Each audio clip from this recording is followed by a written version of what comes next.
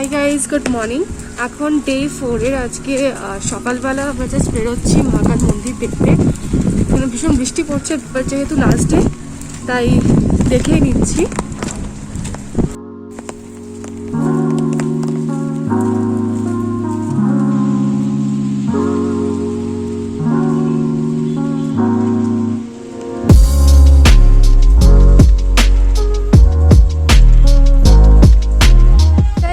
ওদের famous clock tower, যেটা আমি রুম থেকে দেখাচ্ছিলাম, এটা আমাদের ব্রিটিশ আমলের টাইমের। তো এটাই অনেকটা বড়, বাট আমার মনে হয় এখন আর কেউ থাকে না এখানে। এক্স্যাক্ট এটা হচ্ছে আমাদের সামনে। এখানে অ্যাকচুয়ালি গাড়ির স্ট্যান্ডটা, এখানে দার্জিলিং থেকে কেউ আসলে এখানে স্ট্যান্ডটা হয়, আর জাস্ট এইখানে। আর আমাদের হোটেলটা হচ্ছে ওই দিকটাতে, মানে বেশ ভালো লোকেশন।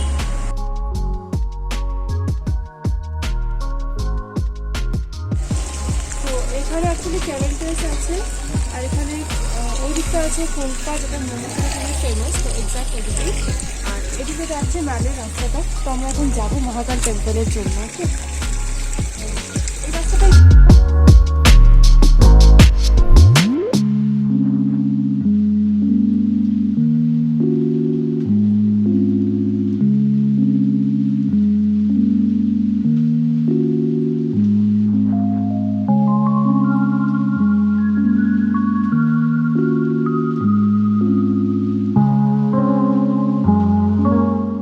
এটাই হচ্ছে অ্যাকচুয়ালি ম্যাল, যেটা বলে। এই সব চায়ের দোকানগুলো আছে, সব দোকান আছে। পুরো কুয়াশা, পুরো কুয়াশা, এবং ভালো বৃষ্টি হচ্ছে, মানে ভালো বৃষ্টি হচ্ছে এবং কুয়াশা। এদিকে সব দোকান টোকানগুলো আছে, আর সবই ক্লোজ। এই 8টা সাড়ে 8টা মতন বাজে। ওখান দিয়ে পাহাড় দেখা যায়। ওদিক থেকে আমরা কালকে, মানে সেদিন গেছিলাম দেখতে।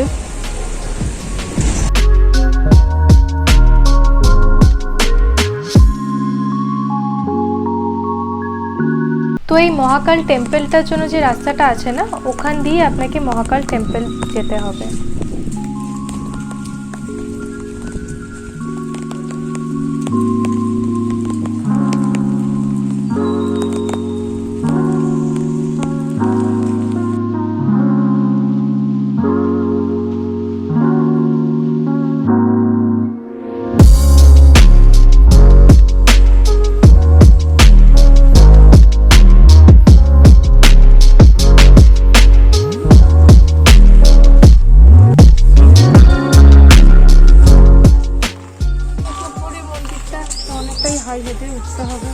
সেইভাবে মেন্টালি প্রিপেয়ার্ড হয়ে আসাটাই ভালো মনে হয়।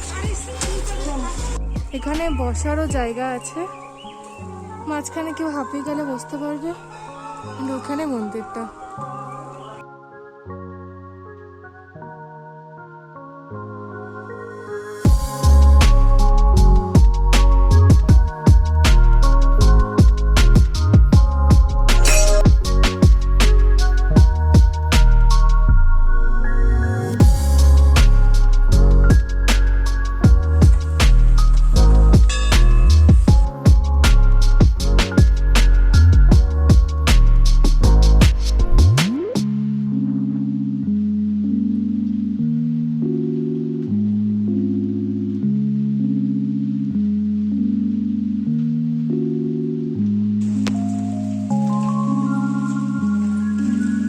খুবই সুন্দর এই মন্দিরটা। তো যদি আপনারা দার্জিলিং যান, প্লিজ এই মন্দিরটাও একবার যাবেন সময় করে, বিকজ এত এনভায়রনমেন্টটা এত সুন্দর না যে আপনার ওখানে থাকতে ইচ্ছে করবে।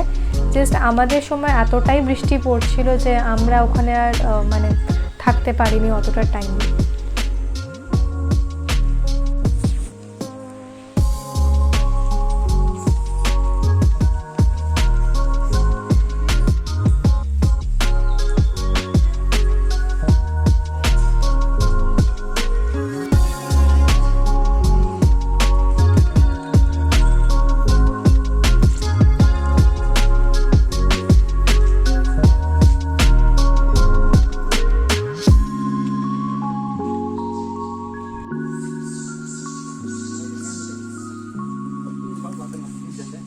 তো এটাই হলো মহাকাল টেম্পলের মেন মন্দিরটা, তো আপনাদেরকে আমি দেখিয়ে দিলাম।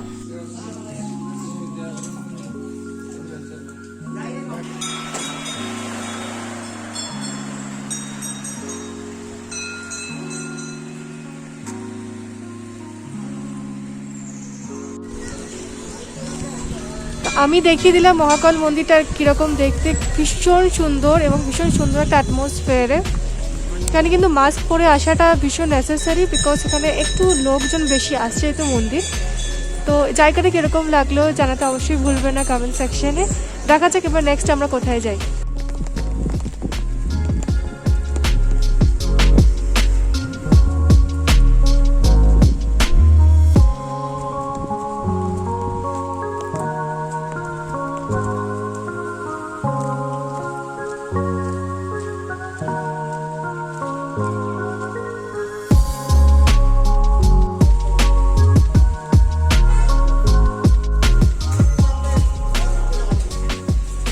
মহাকাল টেম্পল থেকে পুজো দিয়ে আসলাম ব্রেকফাস্ট করতে। এখন অ্যাকচুয়ালি সবই প্রায় বন্ধ, মানে 10টা বাজে স্টিল বন্ধ। তো 16 আনা বাঙালিতে এসেছি, এখানে ব্রেকফাস্ট অর্ডার করেছি, মানে লুচি, ছোলার ডাল, একটা বেগুন ভাজার মিষ্টি, 200 রুপিস মতো। আমি আসলে দেখাচ্ছি।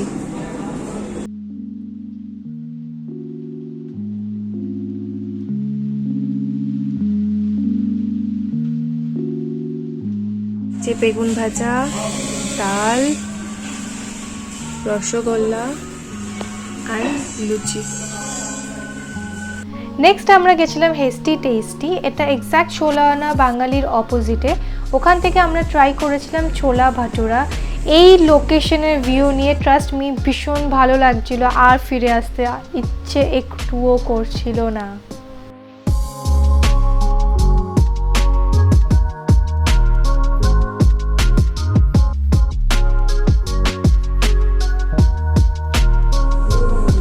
ছোলা ভাটুরা 130 টাকা রে, টেস্টি টেস্টি।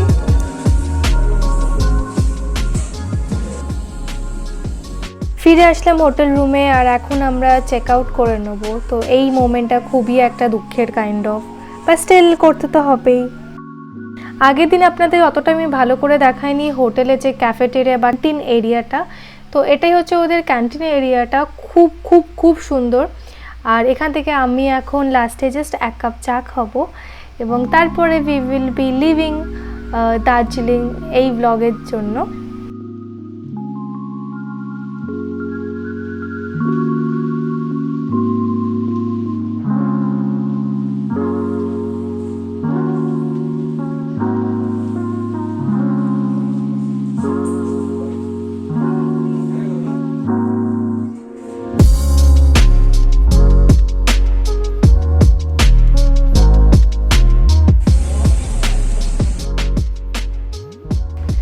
লাস্টলি আমি মিনিসো ভিজিট করেছিলাম। মিনিসোর একটা ডিটেলের ভিডিও আসছে, তো ওখানে আমি দেখাবো যে আমি এক্স্যাক্টলি কী কী কিনেছি এবং কোয়ালিটি কীরকম, দাম কীরকম, সব কিছু থাকবে।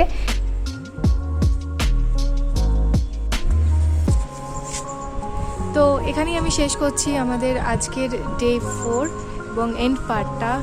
এই ছোট্ট দুটো গাছ আমি নিয়েছি এখান থেকে, মানে ডেফিনেটলি জিজ্ঞেস করে। অ্যান্ড এই ব্লগের এই সিরিজটা আপনাদের কীরকম লাগলো সেটা জানাতে ভুলবেন না। আর যারা যারা এখনও পুরো প্রত্যেকটা পার্ট দেখেননি তাদের জন্য আমি লিঙ্ক দিয়ে দিচ্ছি ডেসক্রিপশন বক্সে, ওখানে দেখে নিতে পারেন। অল্টারনেটিভলি কোনো কোয়েরি থাকলে আমাকে কন্ট্যাক্ট করতে পারেন কমেন্ট সেকশনে, অর লাইফ অফ মধুমিতাতে ইনস্টাগ্রাম আর ফেসবুক অ্যাকাউন্ট দুটোতেই আছে, আমি ওটারও লিঙ্ক দিয়ে দিয়েছি ডেসক্রিপশন বক্সে। আর প্লিজ লাইক করবেন, শেয়ার করবেন এই ভিডিওটা। অ্যান্ড পাহাড়ে ডেফিনেটলি আসুন মনসুনে, খুব সুন্দর লাগে। টাটা।